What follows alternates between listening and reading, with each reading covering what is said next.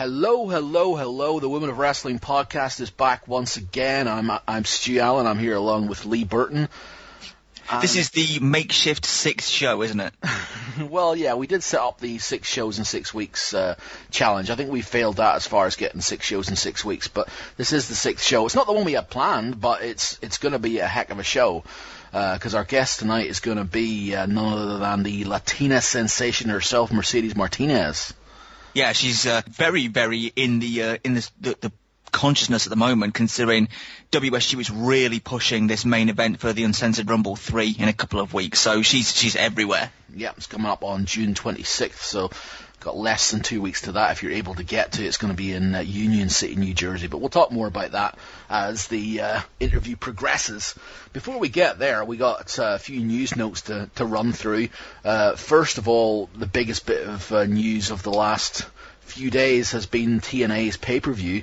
I was trying to think of how we're going to phrase this, but Madison Rayne defended her TNA Knockouts Championship against Roxy, or Nikki Roxx as she's better known, and the match was changed at the last minute to a title versus career match. And nobody thought to actually tell Roxy this until she arrived at the building. I think this caused a little bit of a scene, because here's a girl who's bled for the promotion. She's broken her ankle in the promotion. Yep. She's had her head shaved for the promotion. Yep. She's done everything that could possibly be asked of a wrestler for that promotion. She's come back time and time again. They've released her in the past and brought her back, and this time they decided that they don't want her back, and not only that, but they're going to write her out permanently and not tell her until she gets to the building. Now, from TNA's point of view, they probably think, oh, I'm justified in doing this, in the fact that, she's working on a per-show basis, so we've not got to give her a notice. And, from that standpoint, fine. But there is such a thing as common courtesy.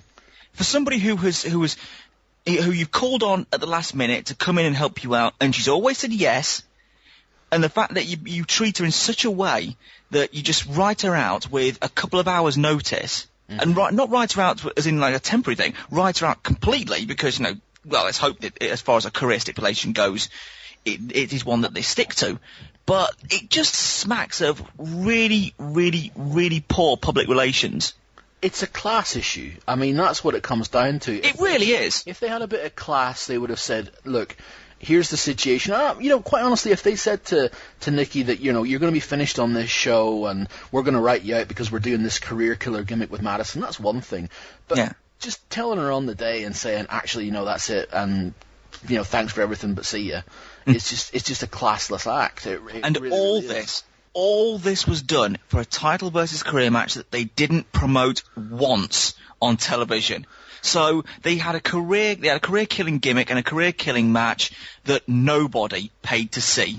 Yeah, exactly. And so it generated absolutely $0, and all you did was damage the morale in your company. Yeah. Way to go, TNA.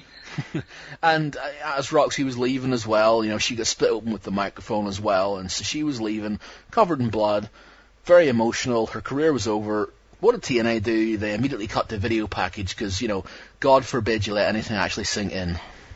Yeah, I think that was one of those cases that it was almost like it didn't really matter. That's the thing, yeah. It's like they did it on such short notice, and then they didn't even give it the respect that it deserved for a stipulation of that effect anyway. In its defence, the match wasn't bad. No, exactly, and Madison was good on the mic before as well, so, we got no issues. The blood was crazy and accidental. Yeah, but we got no issues with Madison. She's just doing her job and she's doing it well. I mean, she's growing into her position as the queen bee of the knockouts very nicely. What knockouts? Well, that's the thing, because if you remember rightly, Nikki Roxx was brought in this month to do this program with Madison, because the person who was originally supposed to have this program was going to be ODB. And ODB on her Twitter about 6 weeks ago or so had commented something to the effect of, what has happened to our division? And it was a negative comment as to how the TNA have mishandled the Knockouts division, I suppose really since the turn of the year.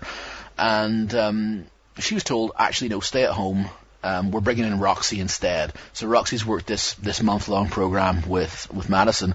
And on the back of, and I'm not sure that the two things are necessarily linked or not, but on the back of Roxy's ignominious departure, ODB tweeted, was it yesterday? She said that she's now agreed her release with TNA as well. So she's quit the company. So congratulations, TNA. In the last year, you've seen off Melissa, Kong, ODB, Nikki Roxx, and Victoria, Tara, and Gail. I should say, and Gail. Well, yeah, she's a little bit further back, but still the same reasons. To once again reiterate what ODB said in her tweet 6 weeks ago. What happened to the division?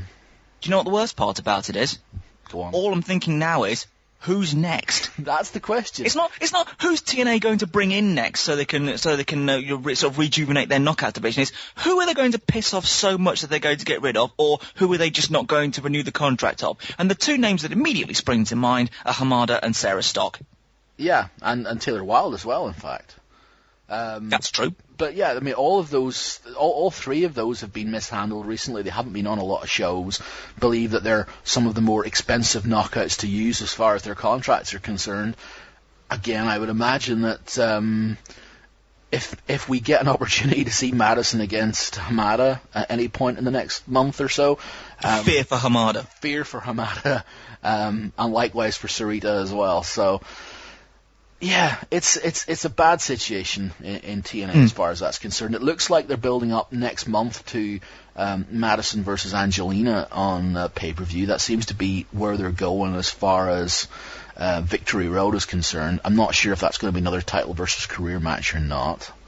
It would be interesting if it was. It is an interesting dichotomy, though. The more experienced you are as far as a woman in TNA goes, the less they want you to be there. Yes. But that's TNA at the minute. As far as WWE is concerned, there is a pay-per-view this weekend. If anybody is there? If anybody in New York heard, it's the Fatal 4-Way pay-per-view, and as of Raw this week, they have announced a Fatal 4-Way for the Divas Championship. Eve defending her title against Maurice, Alicia, and Gail Kim. I couldn't care less. I couldn't care less either. It's a shame, but I really couldn't. They've done so little with Eve as champion. I mean, Maurice is limited as hell to work with anyway, but it's like I would kill for someone in that division to really take it by the scruff of the neck. You know, a Beth Phoenix or oh, hang on, here's an idea, Natalya Neidhart. I mean, she's right there. Oh, no, that would be far too logical of an idea. Someone needs to be the experienced hand for some of these younger girls to work, because Eve's not going to get any better working with Maurice. No, not at all. It's just a case of they're just going to be bumbling along at the same level. Yeah, so there's an idea. You've got a girl on the roster who's possibly the best woman wrestler you've got under contract. But oh, that's right, they never use her. Absolutely. Let's just have her on the outside doing the occasional scuffle with Tamina. Yes.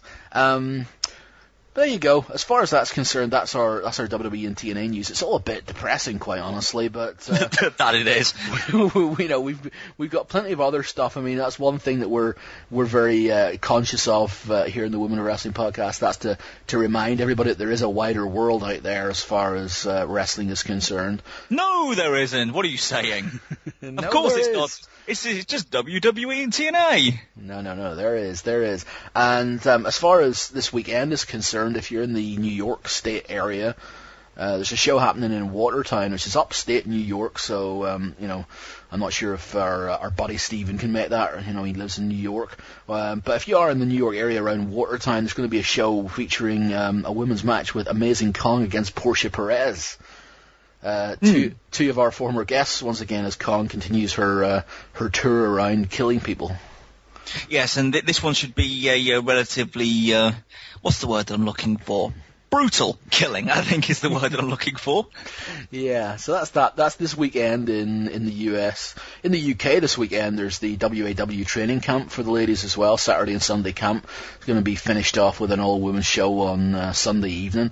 at this point, I've no idea who's going to be likely to be involved in that, other than the obvious of Sweet Saraya and Brittany Knight. But if you're in the Norwich area, try and check that out, or if you can get to the Norwich area, try and check that out as well. I'm sure the girls would appreciate your support. Former Women of Wrestling guest Gemma Palmer is also wrestling next month in Blackpool at UKW's Wrestlebration. I can't remember the exact date for it, but it's out there. You could probably find it on ukff.com. Yeah, there you go. So, we got some stuff coming up, but as far as this evening's interview is concerned, we're going to press on, because one of the biggest things coming up, as we said, is going to be that Uncensored Rumble 3. And we're going to talk to the main event, the champion with 15 months worth of title defenses under her belt. When we come back, we're going to be talking to Mercedes Martinez. Okay, and we are back with the WSU World Champion, the Latina Sensation herself, Mercedes Martinez. Mercedes, welcome to the show. Well, thank you for having me. I'm actually very excited and looking forward to doing this interview with you guys. Do you know what? I'm really excited about it as well, because this must be the fastest turnaround we've had between approaching somebody for an interview and actually securing the interview. It must be about 30 hours. Well, you guys caught me at a good time. I work nights. I work overnight, so during the day, I'm always free during the day for the most part. I sleep during the day. Oh. You're one of those people then, are you? I need the day for myself to train and, enjoy the actual life of daylight. So I don't like to work and keep myself, locked up in an office or anything. I have insomnia, so I'd rather just work and make my money while everyone else is sleeping and enjoy my day. That's a good plan. It is indeed. And the main reason that we got you on here is to talk about the fact that we got the big show coming up next weekend. We talked about it a little bit on the show, but we'll give it a bit more chance here to talk about it, and that's WSU's Uncensored Rumble. It's going to be coming up June 26th at the Ace Arena, I beg your pardon, in Union City, New Jersey. And on that show, you're going to be in the main event. You're going to be taking on Alicia. Yes, the WSU show has been around for 3 years, and the Uncensored Rumble is one of our biggest shows of the year, right after the anniversary show. And basically what it does is we bring a lot of the stars from all over the country, all over the states, as well as, a lot of the local girls, and we give them a chance to kind of just shine in their own home fed, I guess. A lot of the girls that we have on the show are local girls from the New Jersey, New York area, and then, we pack it up with stars just to make it a really big event, and kind of the Uncensored Rumble is basically what it is. It's a rumble that's basically uncensored, and anything and everything goes. And that's what WSU is all about, giving, it's almost kind of run like SHIMMER, I guess you can say, but it's more relied on local home girls, I guess you can say. Mm-hmm. And as far as people who've never seen or heard of the Uncensored Rumble before, it's essentially WSU's version of the Royal Rumble, in that the winner will go on and get a championship shot. That's the way it works, isn't it? Yes, basically it's just a regular Royal Rumble. The only difference is you can either go over the top rope or as well as through the middle rope, because some of the girls are too short, and in our fed it's just easier just to get people thrown to the middle rope and anything goes. But basically it's the same concept as the Royal Rumble. Yeah, we talked a little bit about the main event with yourself and Alicia. It's being hyped as icon versus icon, kind of like WSU's past versus WSU's present, and I know we've been quite impressed with the build-up to it. And, I don't see an awful lot of WSU or anything like that. It's a match that I'm really quite interested in the result of, because it's simple booking. It's someone who used to be the champion coming back after apparently having retired and challenging the current champion, and, you can sort of... very much look at it as like, the past versus the present. Yeah, basically that's exactly what it's built up. When WSU first started, Alicia was the one who actually carried WSU and pretty much brought it up. And when I was gone, I was actually away out on surgery with a really major injury for about 1.5 years when WSU started. So for the 1.5 years that I was gone is when WSU started, and Alicia was the champion at that time. She actually put WSU on the map, and pretty much made it known to everyone, that this is a promotion that's going to be, change the face of women's promotions in the independent circuit. When I joined WSU, I was just coming back from an injury. So I actually came in not as a singles competitor, but I came in as a tag team competitor with my partner, Angel Orsini. Eventually, when I was, 150% cleared to actually get in the ring, that's when I turned my attention to singles. And eventually, when Alicia retired, which I was at her retirement show, to do her own career, is when WSU kind of just took off. We had Angel Orsini as our champion for almost a year, and that time is when me and her actually had our feud that actually propelled WSU to the level that it is now with our Iron Women's match, and it was about almost a 70-minute match, pretty much for WSU on this map. Now I've been champion for over a year now, just about, and Alicia came back, and the last year and a half since I've had the title, she's been making her way up the ranks. And basically now she wants her title back and her claim to fame, I guess you can say. So the build-up is definitely, present. She brought it to one level. I brought it to a total different level where I took that WSU title and traveled overseas to Australia and defended it over in Australia and brought it to different heights, I guess you can say. So that's why it's built up as icon versus icon. She was the face of the company when it first started, and I'm the face of the company now and plan to be the face of the company in the future. This feud has been just ridiculously simple as far as its build-up is concerned, and like Stu was saying, it's a very simple premise that's all centered around the title. But it's gone from being essentially what was almost a friendly rivalry about the spirit of competition, and now like we're seeing as far as it's being built, it's now being built as a fight as opposed to a match. Yeah, it definitely was. I have a lot of respect for Alicia and what she's done with WSU when it first came out. And I've actually wrestled Alicia when she first came onto the scene, and just in wrestling in general. So I'm no stranger to her. I've never wrestled her in singles competition, just because my career took a different direction as well as hers. Now it's come to the point where it started out as something friendly and with respect to pretty much, we're at the point now where backstabbing has occurred, and we kind of want to prove to each other that friendly or not friendly, respect or not respect, we're not gonna go in there with our eyes closed and say, hey, how are you? No, it's for a title that we both shed blood for, and we respect and want to make sure that that title is around our waist. So it's going to be a wrestling fight, basically what it is, a brawl.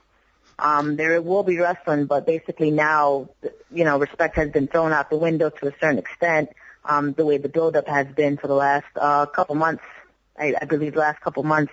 And last week we've actually tag teamed with each other, and she basically turned her back on me in the match. Basically she used my own move to beat our opponents, and in that whole process, when I was, dealing with something else, she kind of just hit me from behind with her own finisher and just kind of called me out. So now it's more, respect is still there, but it's more of pride, I guess you can say. So yeah, a fight, definitely it is. Career-wise, this sounds like it's probably, the height of your career, 'cause you've been going for about 10 years now, is that right? And is this probably the highest point of your career? I'm about to be hitting my 10 years. I'll hit 10 years in November. So it's one of my, it probably will be one of my toughest matches thus far. I mean, I've had great matches throughout my career, and every year it seems to get better and better.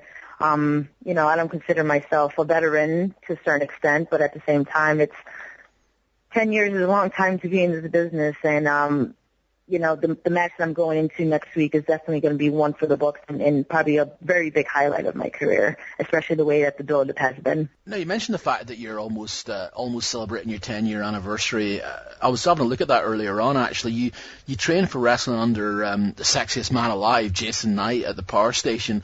And as far as I can see, you started with him in October 2000, and you were already debuting, a month later? Are you just a really quick learner? Yeah, basically. I picked it up a lot faster than I thought I would. But, I mean, I'm an athlete. So, I mean, I played college basketball. I played, I've had 3 older brothers, so it's more or less. I was always very physical. So the way Jason puts it was, I was naturally athlete, naturally gifted at anything that I do and put my mind to. So yeah, within 4 weeks I had my first match against a guy nonetheless, and won. So it was something that I picked up very fast and still keep learning, and I still keep learning to this day. You know, my training never stops, and you know, my mind never ceases to amaze me as much as I still can learn after 10 years. Well, yeah, absolutely. You know, you can always learn something, and it's important, I think, to keep maturing as a competitor. I know Lufisto mentioned that to us on the last show that we did as well. You know, I suppose if you allow yourself to stop learning, you're going to start to stagnate as a performer. Definitely. I think everyone should just keep learning. You know, you always have to kind of reinvent yourself and reinvent your offense as well as your defense, and just keep, you know, you have to be versatile in wrestling. You know, if you keep yourself as the same wrestler, and, you know, and to a certain extent, you don't want to get boring to the fans or boring to the people. And, you know, one certain chemistry can work for you in you know, back then when I was first starting, I was a high flyer, but I don't do none of that stuff now. You know, I keep myself very grounded at this point in time in my career. We've heard that from a bunch of people that we've done interviews with. They always say, oh, yeah, I used to do lots of Hurricane Ranas and high flying. Annie Social said that. Jetta said that. Yeah, loads of people say that. That seems to be the way. It's like everybody starts with, I guess, emulating Lita or something to a certain extent, and then everybody realizes that actually that's probably not the best way to go. Yeah, it's you know, you pull it out when you need to pull it out, but sometimes you need to do it just to stand out, you know, from the others, and you kind of got to take those risks just to get your name out, and that's what I did when I first started. But at the same time, when I first started, it was more or less, there was not a lot of women wrestlers when I first started. I wrestled a lot against the guys, so I really didn't have a choice but to do all the high-flying stuff, considering that, you know, they were 2 times bigger than me. So there was no way that I was going to be able to pick up a guy that's 2 times bigger than me at that time in my career. So, yeah, speed and a lot of high flying was definitely in my repertoire at that time. Let me ask you then, I mean, we talked about the fact that you started to wrestle under Jason in October 2000, but prior to that, you've been at university doing criminal justice. How do you go from being a university student studying criminal justice to being a pro wrestler? It was by accident, to be honest. I tell everyone the story and they just like, really? Wow. I basically did not want to become a professional wrestler. At that time when I first started, I was in college, studying criminal justice, and probably I was in my second year actually, and I went on a basketball scholarship. And I ended up getting injured playing basketball, so I had to take pretty much that year off just to kind of recuperate from my injuries. And during the summer when I was bored and trying to get back in shape to go back to college, is basically when I found Jason. The school opened up in my hometown maybe a month before I joined. And me being a huge wrestling fan, I said, hey, let me just try this. And basically that's all it took. As soon as I got in the ring, it was like, this is what I want to do. It wasn't like I aspired to do it. It wasn't something, a lifelong dream or anything. It was just something that found me at the right time of my life and just kind of hasn't stopped since. Yeah, that's fair enough. And then after you did debut under Jason, then you probably made your first major push, or you got your first major spotlight in NECW under Sheldon Goldberg. You had a big long feud there with Sumi Sakai as well. Yeah, Sheldon Goldberg was very good to me when I first started. When I went to his promotion, he didn't have a lot of women wrestlers as well, and his big draw was Sumi Sakai, who was coming down from Japan. I always say, and she always says, I was her first competitor coming off the plane, literally. She came off the plane from Japan, her first time here in the States, and here's Mercedes Martinez, who doesn't know Japanese and she doesn't know English, trying to put a match together and trying to coexist in a match where the language barrier was very hard. But nonetheless, we did a couple of matches for Sheldon and pretty much helped propel my career in NCW because of Sumi. So I definitely am, always will be grateful for her, for giving me that shot and letting me be her first competitor coming off that plane from Japan. You mentioned about those first few matches there and the language gap. Be honest, what were they like? Were they good matches? How were they? With Sumi? Yeah. Oh, well, there were phenomenal matches besides the language barrier. I think wrestling is, universal language. I think when you're in there, regardless of if she can't speak English or she can't understand me, she did at least know a little bit of Spanish. That helps. I think all Japanese wrestlers, they must know Spanish very well, because I had to speak to her somewhat in Spanish, and she understood for the most part what I was, trying to say, and hi, how are you, and all this stuff. But the language barrier was not an issue. It was, wrestling is universal language, and once we go in there, it's basically full on. We complemented each other very well. Little spots here and there, I guess you can say, misses and confusion for the in the beginning, but for the most part, our stars clicked, and it worked, and we wrestled all over, everywhere that you can think of, we wrestled. So, as I always say, wrestling is a universal language. You don't need to talk to be in that wrestling ring, you just go. Yeah, you did say you wrestled all over, and you did, and you wrestled Sumi all over the place as well. I was talking to a guy today, and I was saying that I was going to be interviewing Mercedes Martinez later in the evening, and the first thing that he said was that one of the matches that he loved that you did back in the day was for WEW, of all places, and it was against Sumi Sakai. It was a loser must get deported match. What? Yeah, WEW had some wacky things going on there, and didn't they also bill you and Shelly Martinez as cousins as well? Yeah, that's their storyline. Yeah, of course. Yeah, no, I know. Yeah, and the last name has nothing to do with me and her being related.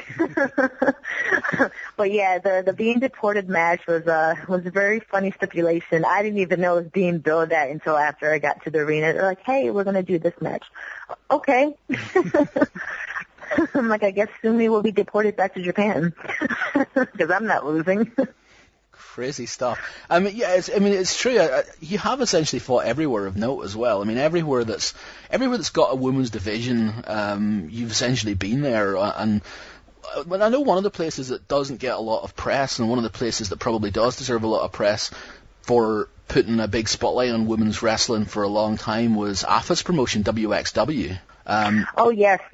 Definitely. They did their Elite 8 shows every year, and I guess that was like the women's equivalent of the Super 8 tournament. You were the first winner of that as well, as far as I remember back in the day. Talk about WXW and AFA. Oh, I love AFA. AFA is pretty much like a father to me. I still talk to him to this day, even though he's down in Florida. Basically, when I started for AFA, it was probably 2 years in the business, and he was running his first Elite 8. I didn't win the first Elite 8. Tracy Brooks did, but I was in the finals with her, and I was still pretty much getting known into the women's division and onto the scene. So in that tournament, we had Selena, who is Gail Kim, on that card as well. Basically, every woman that you could think of that was, high up there was basically on that card. AFA actually approached me and said, "Hey, we're going to be running in Connecticut, and you're, the home star. Let's, we want to bring you in." And basically from there, I've actually had a very great relationship with him, and he still runs his Elite 8 now. He actually runs it in Florida now, which I've won when I lived down in Florida. But the Elite 8 basically is what it is. It's a tournament to showcase the top women competitors in all of the U.S., if not locally around, the East Coast anyhow. He's run it, I believe, every year since 2002. I believe he's run it. Maybe missed 1 or 2 years for the most part, but he's run it every year, and I've won it twice thus far. So me and AFA, he's basically my father. I still talk to him just for anything, and it doesn't even have to be wrestling related. That's how much of a great relationship I have with him. He's been my mentor when Jason Knight's school closed down. I had nowhere else to go, so I basically, went straight to AFA, and he practically mentored me and helped hone my skills as well as, my promo skills and talking on the mic and just helping me with everything.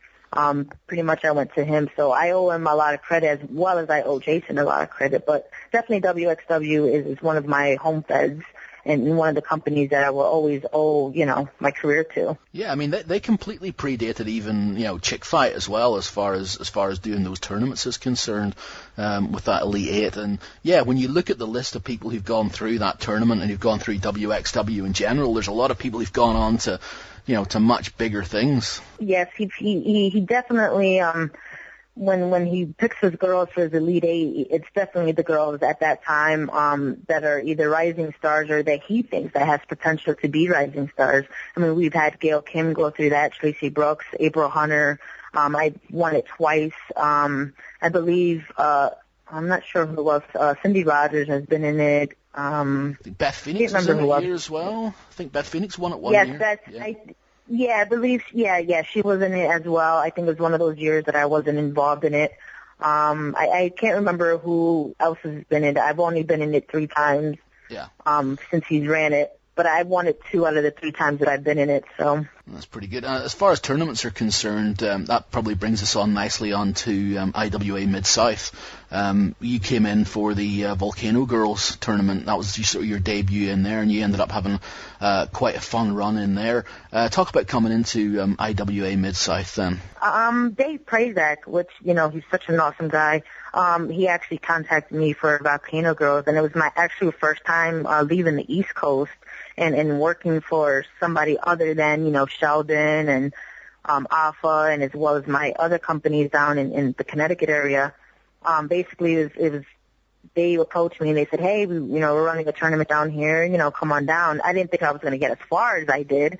My style is definitely a lot different than what the girls down in Mid-South was. My style was a little rough and a little rugged, I guess you can say.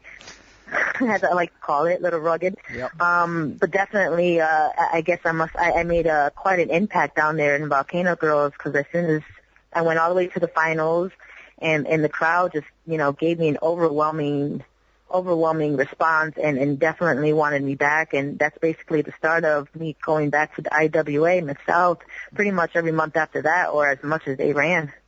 Yeah. Well, you had, like you said, the please come back chant as well. You were pretty much given match of the night honours against Mickey Knuckles too. So it sounds like you made a pretty good first impression on your first night in. I think I did. I don't think anybody knew what to expect with me coming from the East Coast. All the girls that were on that card basically, came from that area, or they were more well known than I was.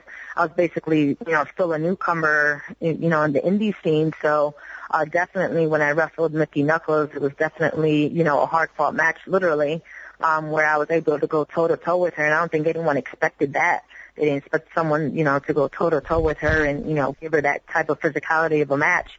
And definitely I made an impact, and I still to this day think Mickey Knuckles is overrated as a wrestler, or I should say underrated as a wrestler. Yeah, don't get those mixed up. I know, don't get those mixed up. I know. No, she's definitely underrated as a wrestler, and she doesn't have to do a lot of hardcore, because she's a phenomenal wrestler, and she's definitely a technician. And I can't wait to see her on June 26th, next weekend, where I can just talk to her and just catch up with her. But definitely, IWA Mid-South was definitely a highlight of my career, and, I wish, they didn't have the problems that they have, because I would love to go back to them and just wrestle and, see Ian and just the fans down there just had, respect for women's wrestling. It's probably one of the few places that you can see where they respect women's wrestling.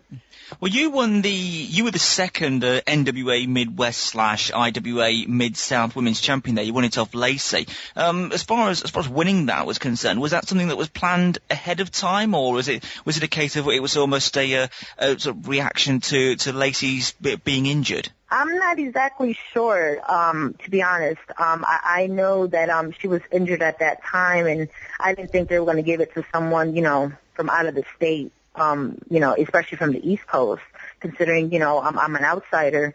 Usually when anyone changes titles, you always give it to someone who's around the area, because, you have to defend it on a consistent basis.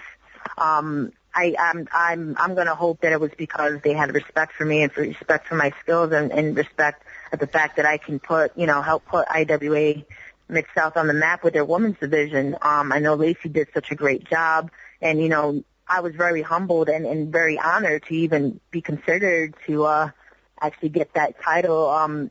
in the match even after the match, after I won it, I was in tears just because of the overwhelming response from the crowd and just the fact that, you know, a company that's not on the East Coast will give me that chance to say, hey, this is our company, this is your home fed now as well. We're going to have you represent us. So I'm not exactly sure what the basis of it was. I'm hoping that that's what it was, and not just because she was, you know, injured and had to give up the title. But I believe that if anyone gets injured, you know, they will give it to someone in their homegrown area. Usually that's how it works, but for them just to give it to me was definitely an honor, and I'm still humbled to this day that I've actually held that title. You talked about, you know, being humbled about winning the title. You also talked about the IWA having the sort of problems. That kind of brings me to the end of your reign as champion. You didn't actually lose it in IWA.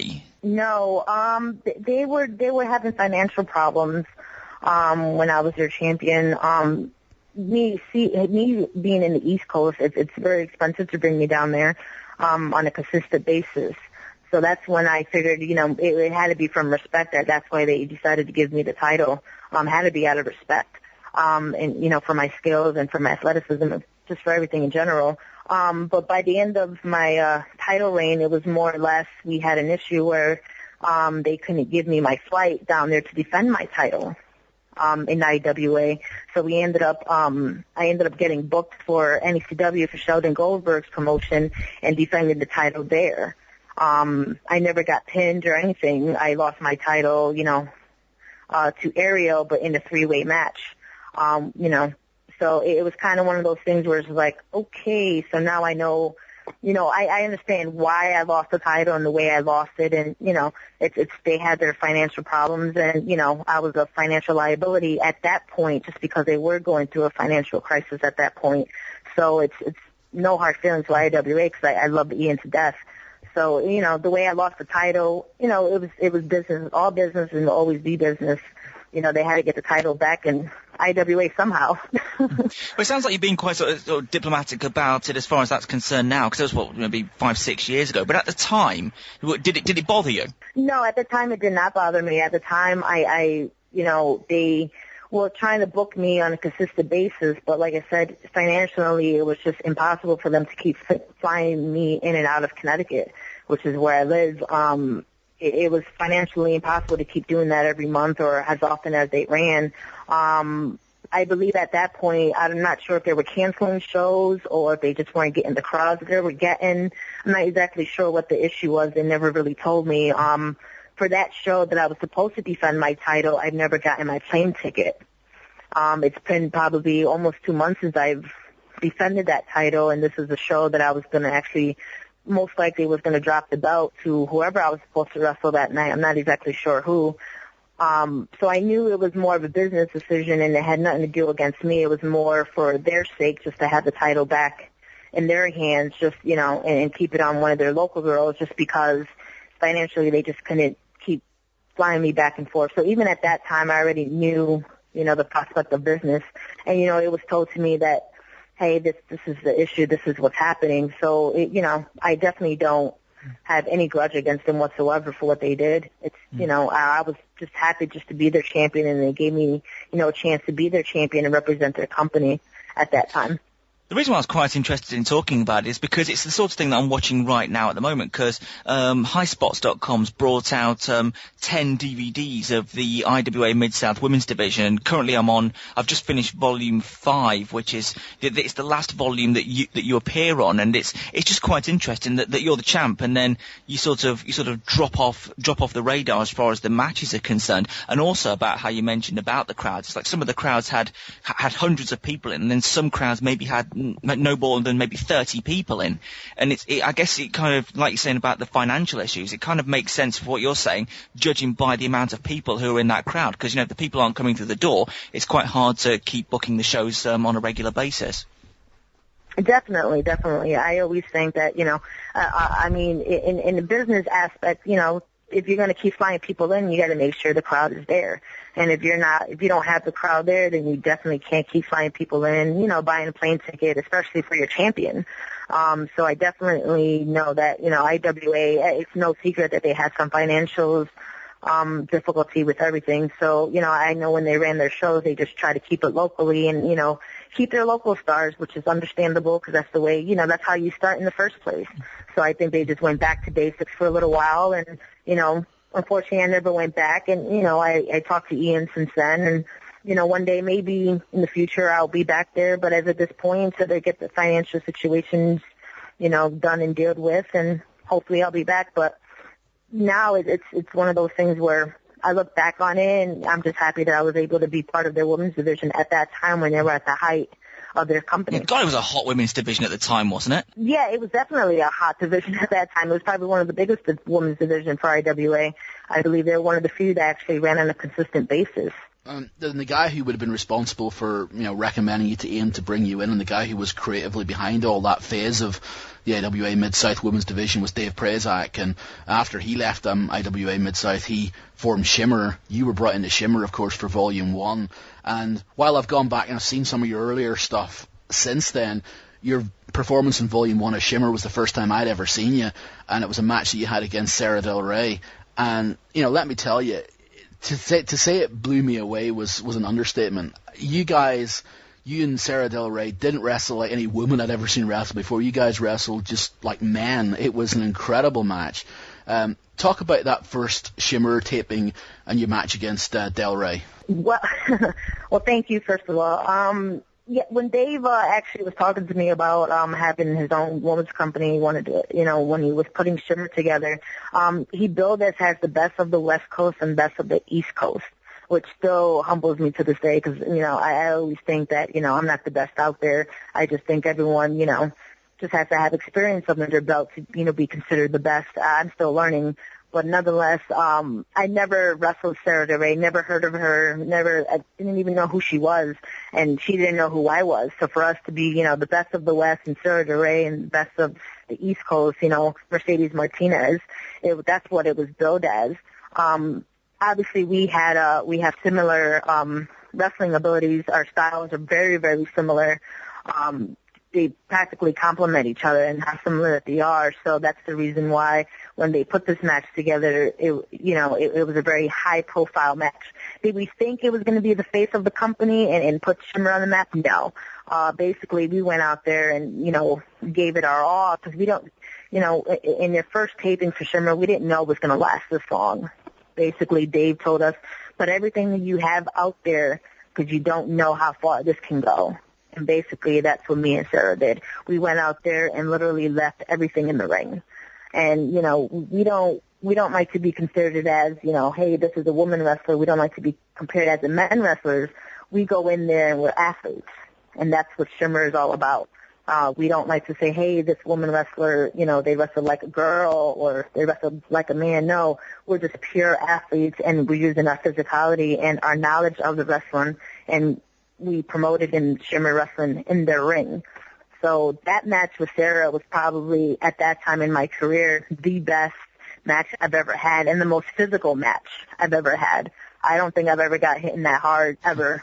I mean, I've gotten hit hard by Mickey Knuckles, but Sara hit me hard. Nonetheless, I hit her just as hard. And that's basically where our respect came from. It was more, hey, this is, it's a one-shot deal. We don't know if we're ever going to wrestle each other again. We don't even know if we're ever going to see each other again because we don't know how far SHIMMER's going to go. So we literally gave more than 150% and left everything out on that first match. And basically, from what I understand, because of that match, it practically put SHIMMER on the map. Very much. Oh, I'd agree with that. I'll agree with that, too, after the physicality and brutality of that match. Speaking of physicality and brutality, another place that you worked around the same time was ChickFight as well, out in the West Coast.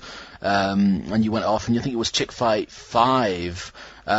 We, again, went right to the finals of the tournament, lost to Mischief. But the match that I wanted to ChickFight 4, mate. ChickFight 4, beg your pardon. And the match actually I wanted to mention was the match that evening where you and cheerleader Melissa and Mischief came back on the APW show in the evening. And you guys are one of the most wild brawls I've ever seen. It went all over the arena. Talk about ChickFight and what that match was like. Yes, I do remember that match very well. I'm sure you do. You probably still got the bruises. No, I think Mischief still got the bruiser. Oh, there you go. He took a very big beating that night. No, being brought to ChickFight was definitely an honor. I've never even heard of ChickFight. I believe when I got called for it, it was like, hey, you're going to come to California. I was like, really? It's like, wow, that's exciting. Yay, let's go to the West Coast. I had to kind of look it up and, just get familiarized with their work and the way their production was. But it was definitely a great experience. I love working, I love working cheerleader Melissa and definitely Mischief. I've already known her from IWA, so I was no stranger to her. But that evening definitely was one of those matches where it's basically they told us, go out there and just do what you guys do best. And we didn't know what we were going to do. We just kind of just went out there and just killed each other. and out of respect, of course. We killed each other out of respect. Of course. But, of course, we had to put, production out there and show everyone, that we're just not eye candy or, we're wrestlers. We're athletes, and that's what any of us women wrestlers want to be out there. Is we want to make sure that people understand that when we put on a match, is not just going to be just a match. You're going to get your money's worth and then some. And, that's what I pride myself in. And definitely that match took us everywhere. I think we were up in the bleachers. I believe Mischief was hanging, down from the bleachers, ready to fall down. We're up rafters. We're get thrown in chairs in the audience outside. We're just pretty much everywhere. I think, we probably destroyed a lot of things over there. But it was definitely a fun match. I mean, I remember getting on the plane and like, my goodness, this is going to be a long plane ride home. It was phenomenal. I mean, and speaking of your really physical style, and we talked about that now. We talked about, how hard you fought in IWA Mid-South and against Del Rey and Shimmer and on that ChickFight show. You ended up getting a pretty serious injury as well in your shoulder. That's right. Now, that would have been the end of 2006. Is that right? Was it in Ring of Honor where you had the injury? Well, no. Well, the injury, everyone thinks it's from one certain match. The injury basically was an ongoing match. I've had problems with my shoulder since basketball season. I've been a basketball player all my life, and, I've played various softball, volleyball, football. I've been very athletic and just played every sport imaginable. But my shoulder was actually it was giving me problems. It kept dislocating, and wrestling just aggravated it more. What ended up happening is for the Ring of Honor match, actually, I got knocked out. I think everyone looks at that as that's the match that put me out. If it's the match that I'm thinking that you're talking about with BJ Whitmore. Yeah, that's the one. Maybe. Yeah, that's the match that I got knocked out. Right. I was knocked out for probably 20 minutes and don't remember 20 minutes of my life. I was legit knocked out by BJ Whitmore. Yeah, he, I all I remember is taking an exploder and a kick and a clothesline, and I was done for the night. Legit done. I couldn't wrestle. I was just done. Wow. So what was the next thing? What was the next thing you remembered then? I remember Samoa Joe in my face, waking me up, and then basically Samoa Joe, and then I passed right out, and actually now I'm in the hospital, waking up in the CAT scan. Wow. That's all I remember. I don't remember anything else. And from what they told me, I was knocked out for about 20 minutes between in the match. I don't remember the end of the match. I don't remember how the match ended. I don't remember getting to the back. I don't remember how Samoa Joe was up in my face. I don't remember getting into the ambulance. I don't remember any of that. I was unconscious and had a really bad, super bad concussion where for about a month, I really wasn't supposed to wrestle because I had post-concussion syndrome where I still kept throwing up, still getting dizzy spells, throwing up blood. It was a really bad concussion. I got hit really hard. That sounds really scary. Yeah, I was told not to wrestle anymore after that. So I just took a month off and said, okay, let me just, get my body back into equilibrium or whatever it has to do for me to get back in the ring. But, I got hit pretty hard. I'm not sure what it was from, though. I'm not sure if it was from his exploder, his finisher maybe landed on my head. But I know I remember taking that. I remember taking a kick to the head by Daisy Hayes. I remember taking a clothesline to the face, and I think that was probably the last final blow that actually knocked me out was probably from this clothesline. I believe, I'm not exactly sure what actually caused the concussion. I just remember I took so many things in a row that could have contributed to it, and I'm just glad that I was in Connecticut, not too far from my house, with Ring of Honor. I love that never is 4 weeks, though. That's fantastic. So we never want you to wrestle again. You'll be back in a month. Yeah, I know. She's like, I kind of want to wrestle next weekend. They're like, no. you kind of had a really bad concussion. We don't want you to wrestle. You lost 20 minutes of your life there. Anything bad could have happened. When you lose 20 minutes of your life and you don't recall anything, you lose breath. Anything can happen, with your brain and stuff. So they basically didn't want me to do anything for about a month and, took more tests and stuff. And I wasn't supposed to wrestle after a month. They didn't want me wrestling at all. But, when you have a love for this business, you just go in no matter what. I haven't had a concussion since then, thank goodness. I'm very careful now as to, what moves, can throw me. And I changed my style a little bit just to make sure that, I protect my head in as many ways as possible. But, yeah, that match did not take me out, though. That just, it just gave me a really bad concussion. Yeah, just.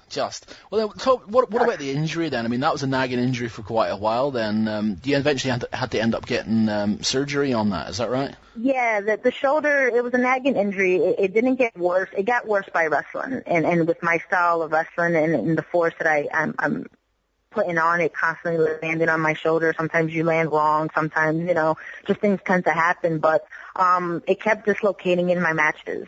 So I thought I kept taping it and maybe, stretching it, doing physical therapy, thinking that, there was nothing really wrong because it's, been dislocating for years. So, I always did physical therapy. It was always fine. But eventually what ended up happening is with my grueling wrestling schedule where I was wrestling 2 or 3 times a weekend, almost every weekend, it just kept worsening. And what ended up happening is in my personal life, it would just dislocate on its own during work or if I was just putting on a jacket, it would just dislocate. If I was combing my hair or raising my hand to, reach for the cabinet, it would just dislocate on its own. So it got to the point where my shoulder was just done. I ripped everything and anything that could attach my shoulder together as possible. So basically I went out with a legit major shoulder surgery where they had to retighten my capsule and basically retighten my bicep as well as fix my shoulder blade because it winged out so far out that it wasn't even in place anymore. It took me out for about a year and a half. So I made sure that I did my last SHIMMER, booking, and then I did one more last match for a company called NHPW/Indie Girls, and those are my 2 last matches of the year of 2006, and I went for surgery in the beginning of 2007, and didn't come back till pretty much April of 2008. What a crap time for it to happen to you, though, because I know that you like you said, you'd done your SHIMMER bookings, you'd just beaten Sara Del Rey and ended her undefeated streak in the promotion, and you'd also had a match on WWE Heat as well. So it was a case. Was that a case that they were just trying to bring somebody in as local talent, or were they interested in taking a look at you? They were interested in taking a look at me. That was I believe my 3rd tryout with them. They looked at me the first time in the WWE. The first time I went for them was in 2002. They told me what I had to work on, and then they brought me back around 2004, 2005, and they told me, again, this is what you have to work on, And then in 2006, I wasn't a local because I live in Connecticut, and they brought me all the way to the Countryville in Pennsylvania, which was 5-6 hours away from me. So they told me to come up. So basically, I talked to Coach, and they wanted to bring me in and do something with me, and maybe figure out some things. But they had an interest in me. But I basically told them after my match with Victoria that I have to go out for surgery. It's definitely bad timing for surgery, but I had to do it. I didn't want to risk something happening in the ring with, on TV or even another, dark match on anything and, having something happen or something worse happening to my shoulder. Surgery was already set. I had to get it done. When it affects my personal life and it affects my job and it affects everything around me, that's when, I said, regardless of what happens in wrestling, I have to do this. So I put everything on halt regardless of what it was. And, unfortunately, it was probably at the highest point of my career where everything was going oh so well that I had to leave, but I had to get done. I guess things happen for a reason, and it just wasn't my time for a lot of things. Would it be fair to say then that if it wasn't for that shoulder injury and the surgery that followed in the 18 months out, there's a possibility that you could be in WWE right now?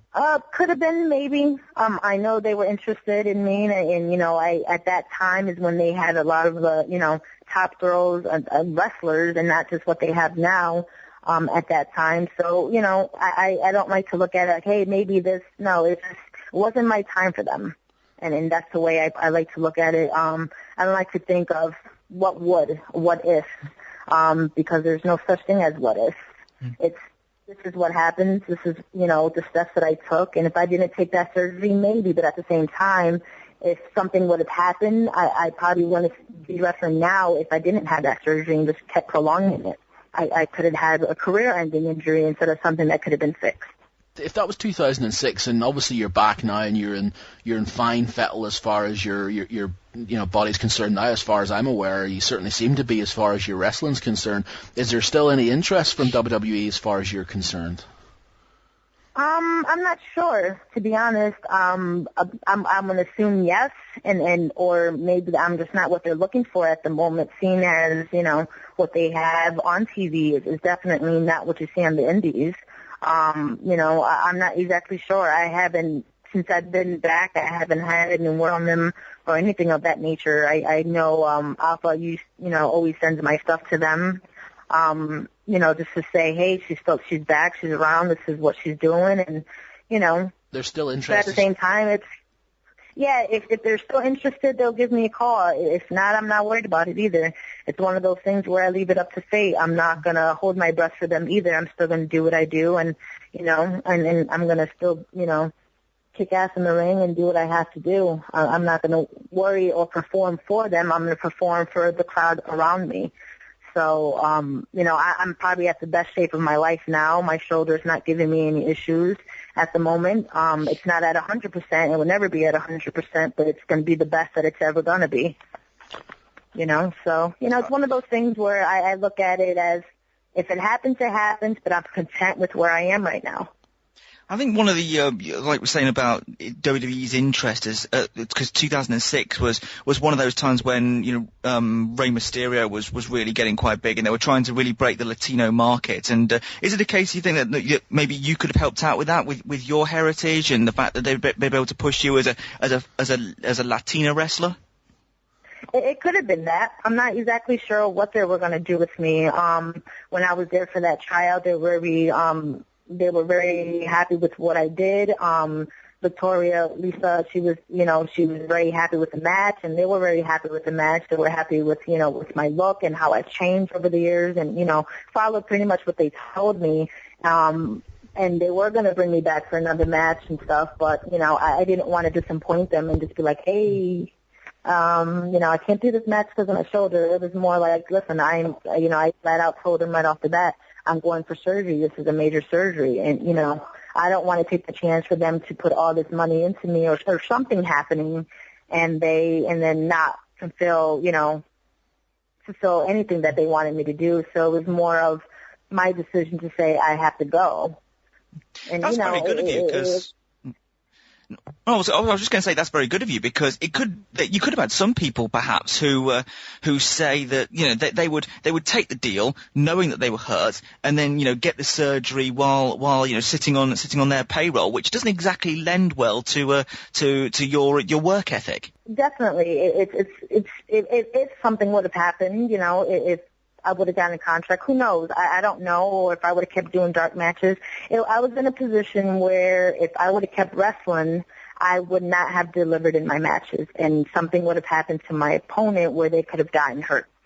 With my shoulder giving out the way it was giving out, no matter how much I taped it, it could have been something where I'm giving my opponent a move and it would have dislocated, and I would have permanently injured my opponent as well as myself. And I didn't want to take that risk. I would rather just say, you know what, it's not my time. I'm sorry. I have to do this. And, I don't want to put anybody in risk because of my injury. And yeah, if something would have happened, I have too much pride and too much morals to say, hey, this happened on your watch. Knowing that my shoulder is, in really, really, really bad shape.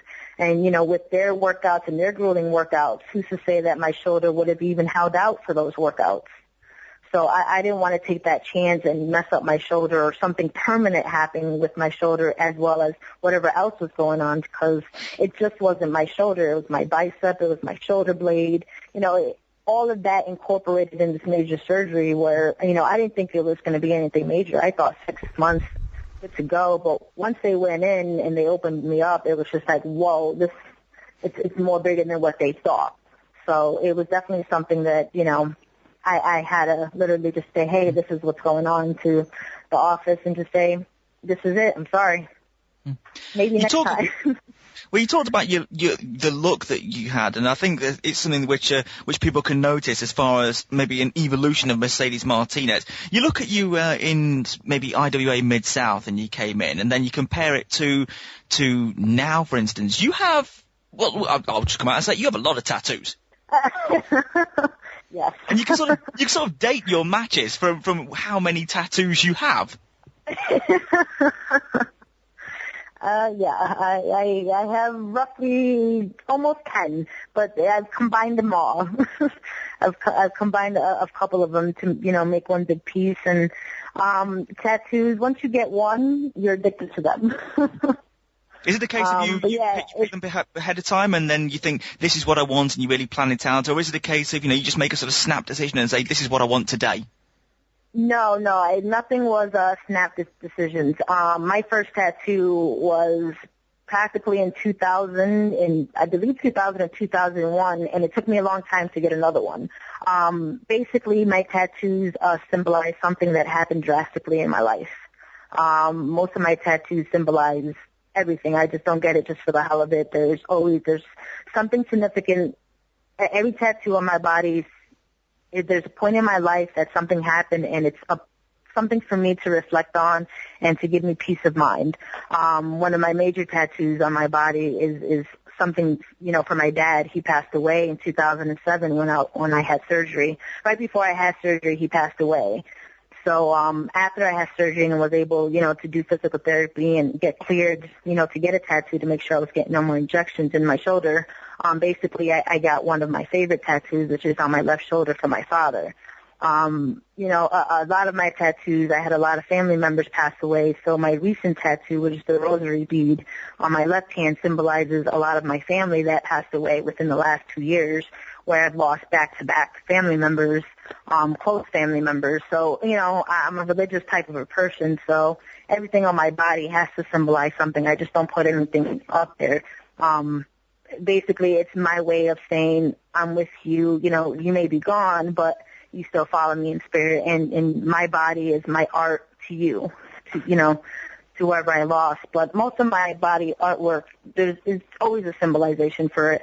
I'm not just going to get something on my body just because I like it.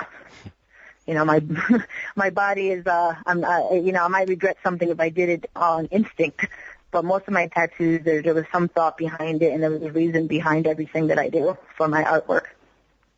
Yeah, that's nice, because it just means that each one's your little tribute to some part of your career. It's kind of like an artistic autobiography in a certain way. Yeah, basically. It's, you know, something, you know, it doesn't have to be with death or anything. It's just something that happened in my life. I said, hey, you know what?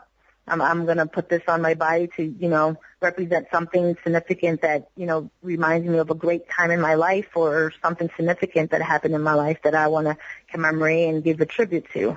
You know, a lot of my pieces on my body, you know, is part of me and part of who I am. And, you know, it just seems to keep adding and getting bigger and bigger as my career goes. I'll tell you what I want to talk about now. It's something that you did mention earlier on, but I'd like to just touch on it a little bit more, and that's the feud that you had with Angel Orsini. This is after you came back after your shoulder surgery in WSU. You were teaming with her for a while when you came back, but when you developed into a feud with her, you guys had a hell of a feud. You had steel cage matches, you had a bull rope match, which is the match that you won the title, and then the match that I want to talk about in particular was the 70-minute match where you successfully defended against her in an Iron Woman match. Talk about going out there for 70 minutes and keeping the crowd interested. How difficult was that, and were you happy with that match at the end of the day? I was beyond happy with that match. I think that match, till this day, as of right now, even though it was, last year, it's still my favorite match ever. It beats the match that I've had with Sara Del Rey, beats the matches that I've had with Mickey. It is one of those matches where I literally just said wow to myself, where I can pull it off. Angel Orsini, I want to just kind of backtrack and give a little bit of history on Angel Orsini. She actually helped me in my career. She actually came down to Jason's school. She was a very good friend of Jason Knight's. And she actually helped me a lot, and I traveled with her as well. So we actually became very, very good friends. She became one of my mentors and one of my teachers in this wrestling business, and basically became one of my best friends in this business personally. So when we actually started this feud, she was actually just coming back into wrestling. She's, I'm not sure if everyone knows, but she actually works for WEW as well, and she shattered practically both her ankles in a match with Sumi Sakai. She jumped off a ladder, and I'm not sure if the ladder slipped, or I'm not exactly sure what happened, but she ended up landing on the table heels first and shattered her ankles on impact, and she was gone for, a while off the scene and just didn't want to wrestle. When I came into WSU, I brought her in as my tag partner. Basically, it was me coming back and me bringing my best friend back in with me and kind of restarting her career again, because I knew she wanted to get back into wrestling. No one really wanted to take a veteran and, in the business again. It was all about the young girls and, all that stuff. So me bringing her in kind of was just like, hey, you know what, we're going to show these new girls a thing or two about wrestling and how it's run. So basically we went into WSU just kind of as a tag team and say, hey, this is us. We're going to teach you guys what wrestling is all about. Eventually we went our separate ways in WSU. The fans kind of geared towards me and kind of just dissed her, and that's when our feud started. Basically it was teacher versus student and, who can outbest each other in each match. With our steel cage match, which is kind of brutal, it was kind of the start of us being brutal and really, really, physical with each other. The 70-minute match was probably the hardest match that I've had. Regardless of, how our personal issues were at that time, we had so much respect for each other. With that match for 70 minutes, we had to figure out a way to keep the crowd in that match. It's hard to keep the crowd there for 15 minutes, sometimes 10 minutes. But to keep them there, it was good at 60 minutes. To try to keep them there for 60 minutes plus was definitely a challenge. And this is where her experience and my experience came in, as where we just did anything and everything possible to make sure the crowd was entertained.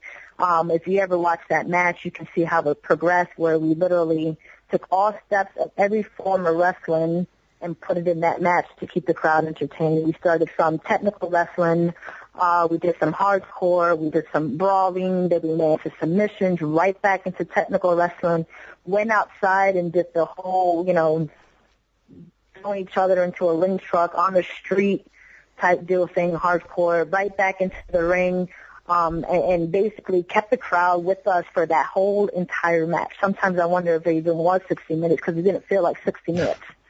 When I was in there. I know I definitely prepared cardio-wise for that match just because, it's hard sometimes to do a 30-minute match, 40-minute match, but 60-plus, it's definitely one of those matches where your cardio has to be up and you really do have to train. But I give her all the credit in the world for that match as well, because it was probably one of the best matches in WSU that helped put WSU on the map as well. And help reignite, the feud of us, and probably end our feud, I should say, and, put WSU in people's mind like, wow, this is the first time this has ever been done in this type of a caliber, and with these two veterans of the business, it's definitely one of those matches where even as I'm in it, I still watch it to this day, because I'm just like, wow, this is something that I did, and, I made history, just not in WSU, but in all women's history, because you don't see that type of match anywhere. I believe we broke every record. I think we broke the record for women's wrestling in general just with that one match. I think because we went over 60 minutes. Yeah. So it's definitely a very, one of the top, probably the top number one spot in my career. That match right there. It beats all the matches I've had. Yeah, we were talking about that yesterday. We certainly couldn't remember any other match, women's match that went anywhere near 70 minutes. And with the exception of CM Punk and Chris Hero, I couldn't think of many men's matches that have gone over 70 minutes. So, yeah, I mean, that's something you can definitely be proud of. Cardio-wise, by the end of it, how dead were you? Oh, I was dead. I'm not sure what takes out more. It's one of those matches where, like, I can deal with a technical match. I can deal with a submissions match. Hardcore matches definitely take a lot out of you because you're taking these crazy bumps and, you're getting thrown into things that takes the breath out of you and your body hurts. So definitely with everything put together, it definitely by the end of the match, even after 60 minutes and the crowd was chanting 1 more hour, I was like, you got to be kidding me. For them to chant 1 more hour after 60 minutes, we knew we had them, and they stood with us for 60 minutes. And we were like, no, we're not going another hour. I was like, I don't even think I could go another 5 minutes. But nonetheless, we just went until, we can go no more. And, eventually I pulled out the win, I think at the 69 mark, I believe it was. That I finally pulled out the win. I don't think I had any more to give, and I don't think she had any more to give. And if she had more to give, I don't think I would be champion right now, because I was done after the 69 mark. I was like, this better be the finish, because if it's not and you kick out, I don't know what I'm going to do. Oh, that's incredible. I mean, that is something that I think, if anybody hasn't seen that, that's probably one to go out of your way to try and get hold of, just from a point of view of not only just the historical point of view, but the fact that the match is actually a hell of a match as well. So, yeah, definite recommendation as far as that's concerned. And as far as we know about Mercedes Martinez, if you say that's the best match of your career, then that's high praise. Yeah, definitely. I mean, I like I said, my matches with Sara are epic in themselves, and but at that time in my career, those were, highlights. But that match, and it's been a year, I believe, almost a year since we've had that match, and it's still one of the matches that I just love and would love to do again with her. It was just one of those, it's magical, when you just feel everything is on and just everything goes right, and it's just one of those matches where I'm just like, wow. I'm proud to say that is my match. That's my match that not just only made history, but I was in that match. That's the match that sets the standards for women's wrestling, but just wrestling in general. Because, not even a lot of guys can do that type of a match. So that's definitely a highlight, huge highlight. Number one, if I didn't have any other match to compare to, that's just my match. There's something I wanted to ask you about, because we talked about a 70-minute Iron Woman match, but there was a match that you had on the most recent Shimmer tapings back in April, which has caused a little bit of conversation, let's say, online. It was your match with Kelly Skater, where there was some quite visible damage, let's put it that way, to Skater after that match from the chop switch you delivered. I don't know how many there were. It might have just been one. It could have been 150. I'm not sure. But there was some talk about the fact that almost criticism, I suppose, saying, well, it looked like you were, it was probably from people who weren't there, but saying that's taking a liberty with your opponent and that was overly aggressive. What would you say? What would you say to those critics who say that it feels a little bit out of line? If people see that match and they see her promo before this match and they understand that she chopped me first because she did, and she marked me up first, they would understand why I did what I did. Kelly Skater has a mouth on her. She thought she was the best thing in Shimmer. She wanted to face every top contender possible. As soon as she was in Shimmer, she wrestled Cheerleader Melissa and got killed. But she wants to be the Tank, indestructible. Going against me is not I'm taking liberties. It's more of she struck me first. If you watch that match, you would see that she chopped me first, and she not just chopped me once, 1, 2, 3. And anybody who knows me and knows how I wrestle, I can chop with I'm one of the few girls that you should not have a chop fest with. I do not take liberties in anybody. I would always protect my opponents in the ring. But she's definitely, she took those shots first. I just paid her back with harder ones. If you sort of bear with me for the analogy for the moment, I think this makes sense because I thought about it. But we saw that it was posted up on Twitter pretty much soon afterwards that the sort of battle scars, and Skater had this look on her face like she was very, very proud of these battle scars. And I think the way I would equate it to, it's like, I'll call it, it's like sex, right? But what happens is that as long as everybody involved is fine with it, I don't see the problem. Because as long as you're with it and she's fine with it, and I don't see why there's a big complaint about it. If everyone comes out smiling and happy with how it happened, what's the big deal? That's what I say. I just think it was just it looked like a mismatch.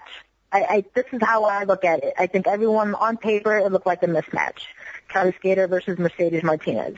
But if everyone knows Kelly Skater's character and what she's all about, she comes out there as indestructible, and she wants to be known as the Tank. I always say that, if you want to get in the ring with one of the best, then you have to prove yourself. And if you want to hit, just like, if you want to go in there and chop, then I can chop you just as hard. If you want to hit me hard, I'm going to hit you just as hard. It's one of those things where what you do to me, I'm going to do it 10 times better and harder. It's a competition. It's a match. I cry self-defense. She hit me first. Darn it. She chopped me first. Darn it.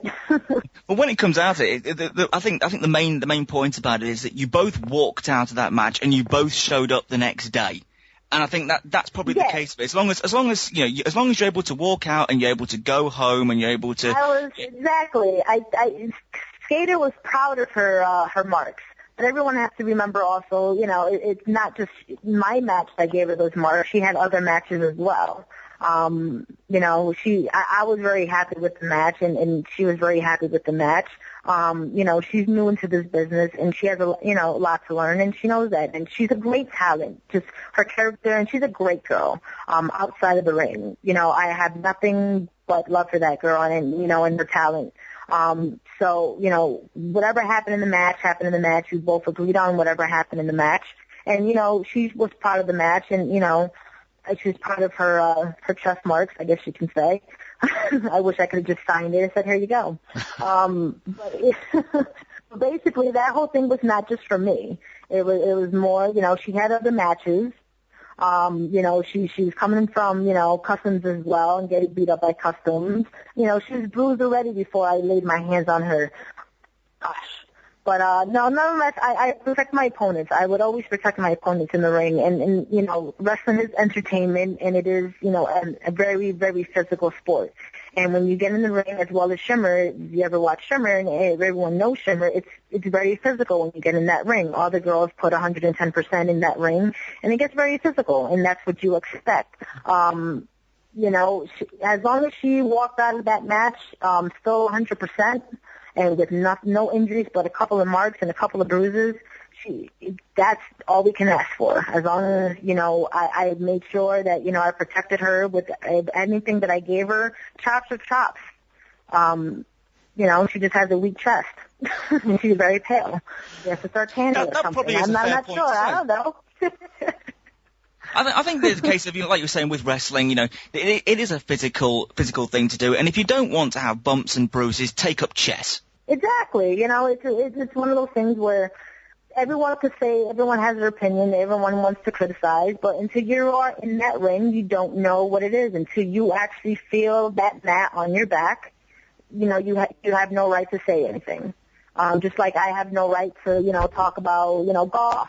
I've never played it, so I'm not going to badmouth it either because I've never tried it. I don't know, I don't think it's a sport. You just stand there and hit a stupid ball across the green, but it's a sport, and that's, some people love that as a sport.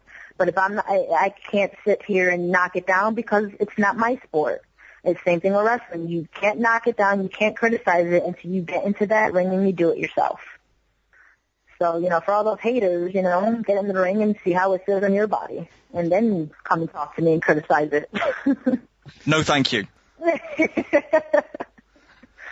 Okay, well, let's talk about a couple other things then. Before we just go back and we talk again about the upcoming Uncensored Rumble, there's a couple of other appearances, because as I say, you've essentially worked everywhere. So there's another couple of places I wanted to mention before we finish up. Yep. Let's talk about Evolve. You were the, I think it was on the debut show, or were you on the second show of Evolve? I've been on all their shows. All their shows.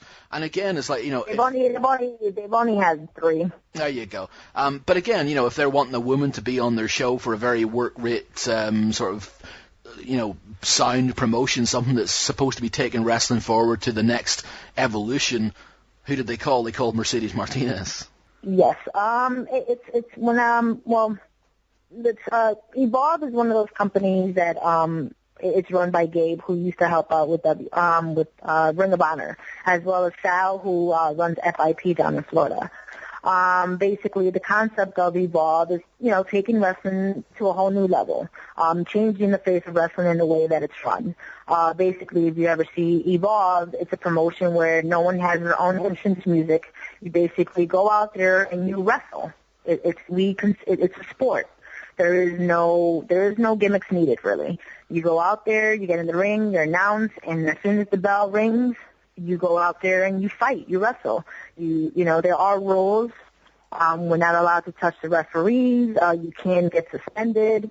There's a lot of rules that involve, just like any other sport. If you touch an official, you can get fined and you can get suspended. Same thing with Evolve. It takes it to that next level where he runs it like it's a sport and not just, a wrestling company and entertainment, basically.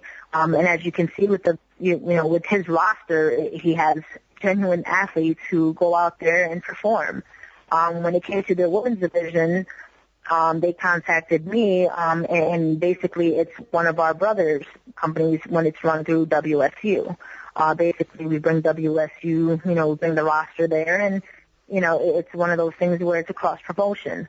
As of right now, Evolve, what we're trying to do is bring the women's division to a different level with Evolve and not just keep it as a gimmicky type deal thing. We want to bring athletes, women athletes, and give the fans a chance to see caliber matches and not just gimmick matches. Basically, a fight and pure just wrestling technician, submission type of wrestling where there is, no count-outs, no DQs unless something happens drastically. When they called on WSU for me to be on their roster, I was kind of overwhelmed and like, wow, great, this is awesome. I love working for Gabe. He's such an awesome guy, and, I never had an issue with him. So I said, yeah, well, I'll do my best to bring the women's division to a whole new level and Evolve, and that's basically what I'm trying to do. Unfortunately, we haven't had a lot of shows. I believe we're running on our 4th show coming up. I'm not sure when the next show. I believe it's in July. I believe is their next show. July or September, they're going to have their next show. And, I called out Awesome Kong. I called her out. The way I see it as if you want to bring the biggest athletes in the men in Evolve, now it's time to bring the biggest athletes in women's wrestling. And, I don't want to keep, wrestling these new girls or green girls or, small girls that I want to challenge. I want to not only bring Evolve to a new level, I want to evolve myself and challenge myself in every single match that I have there. And that's basically the concept of the women's division, basically a concept for the whole company as a whole, is every wrestler has to evolve, every wrestler has to bring themselves to a new level, and everything goes by your win-loss record, and, that's how you're going to keep evolving to keep climbing up that ladder. Basically, the more opponents you wrestle and the better that you get in yourself, you want to evolve to become that top contender and eventually become that top champion, and that's basically what we're trying to do with the women's division in Evolve. Excellent. All right. And the other one I wanted to mention again was Wrestlicious. Yeah, I love Wrestlicious. Speaking of bringing women's wrestling to a new level, you were the Spanish bullfighter, I guess. I don't know what it was. Maria Toro. Yes, Wrestlicious. Boy, oh boy. Talking about bringing wrestling to a different era. Yeah, Wrestlicious was purely that. Comedic and just fun. It definitely brought me to a different level, definitely. Usually I'm pretty serious in my wrestling matches because, that's how most companies want to run their women's division now, is keep it very serious. I always smile in my matches regardless, but Wrestlicious was definitely a fun company to work for, and I still, work for them now. It's definitely different. Everyone, you're either going to hate it or you're going to love it. It's, some people think it's one of those companies that, downgrades women's wrestling and brings it back, kind of knocks it down from how far we achieved so far in women's wrestling. But I think it's one of those companies that basically is out there just for fun. Yeah. A lot, just that's basically what it is. It kind of brings it back to that old school feeling, and it's comedy. It's, we wanted to do it I wanted to do it just because I can play a different character and just kind of step out of that Mercedes Martinez role and just kind of have fun with, my character and do something different. It was an experience that I still want to do, and, I don't have to take it so seriously. I mean, the matches, we take it seriously and to a certain extent, but it's definitely a different product, and it's definitely made for comedy, and that's what people, have to understand, that it's made to be comedic. It's made for you to laugh at. If you don't like it, don't watch it. If it's not something that you want to watch, then, go watch Shimmer and WSU. It's definitely 10 times different than that. But definitely my character, I love playing, the Mexican bullfighter, even though I'm not Mexican at all. But it's definitely just to set the record straight, I am not a Mexican. I am Puerto Rican. But it's definitely something I wanted to do, and it's something to kind of help myself out as well, as play something different that I haven't played. And actually, I never had to play a character. Mercedes is just who I am, and it's, what I do. It's that rugged, no nonsense, could smile in the ring type of girl, but Maria Toro is somebody totally different, and that was something that I wanted to do, that I wanted to experience, because, Mercedes, there's no gimmick needed. What you see is what you get. So Wrestlicious is definitely a company that I actually like working for, just because it's a fun atmosphere, very fun locker room. Slowly, my opinion's changing on Wrestlicious. I was of the sort of negative camp beforehand, and now it's getting to the point where I'm thinking, as far as the wrestling is concerned, this is probably the best wrestling on television. I mean, it's better than TNA and WWE, that's for sure. I mean, if you look at the matches, maybe not the skits or anything, but if you take away the skits and all that other stuff that they put in there, the wrestling itself is wrestling. I mean, we are in there wrestling. It's not like we're doing anything else. I mean, you have your girls who are still new, and you might see that in the matches, but it's entertainment as well. I mean, when I first saw the pilot season, I was kind of excited, and I was laughing my ass off, literally, with the skits and the whole rap, and I was just like, oh my God, what's going on here? But basically that's, that's the way they wanted their company to be run, and, they look at it as comedy, but when they do put their wrestling matches, they actually really do put a wrestling match on. When I wrestle, I'm actually wrestling. It's nothing cheesy about that when it comes to the wrestling portion of the company, and, hopefully it'll change people's views, because a lot of people are kind of, hating on it for whatever reason. But, I'm going to defend it just because I had a good time doing it. And I was able to wrestle. I didn't rap or anything, but, I was going to say, okay. Yeah, what is your Wrestlicious rap? I didn't do Wrestlicious rap. We want one right now. I don't know how to rap. I can't rhyme. I don't even know what to say. I think all those raps are scripted. I'm not a freestyle. Oh, we need to get you in the next taping of Wrestlicious. Get you a verse as part of the Wrestlicious rap. I might have a verse. You know, they might make me a verse and be like, here you go. And I'm gonna be like, oh, let me change this verse. Hold on, real quick. Let me slang it up a little. We're going to corner you at the after party at Shimmer on the weekend of September the 11th and 12th, and we're going to video you doing a Wrestlicious rap. Oh boy, I'm gonna have one ready now. Yes, That's you right. are. Yes, you are. But before we get there, let's bring it back again to what we were talking about right at the beginning. Let's wrap this up because we've gone a long time. And thanks very much again for talking about as much as you have and giving as much time to us as you've been able to. But we've got the Uncensored Rumble 3. It's coming up June 26th. The Ace Arena in Union City, New Jersey. It's going to be Icon versus Icon for the WSU World Championship. Mercedes Martinez versus Alicia. Got the Uncensored Rumble as well. We've got other stuff on the card that looks pretty good as well. I know there's one match that I was really interested in was Rain versus Amazing Kong.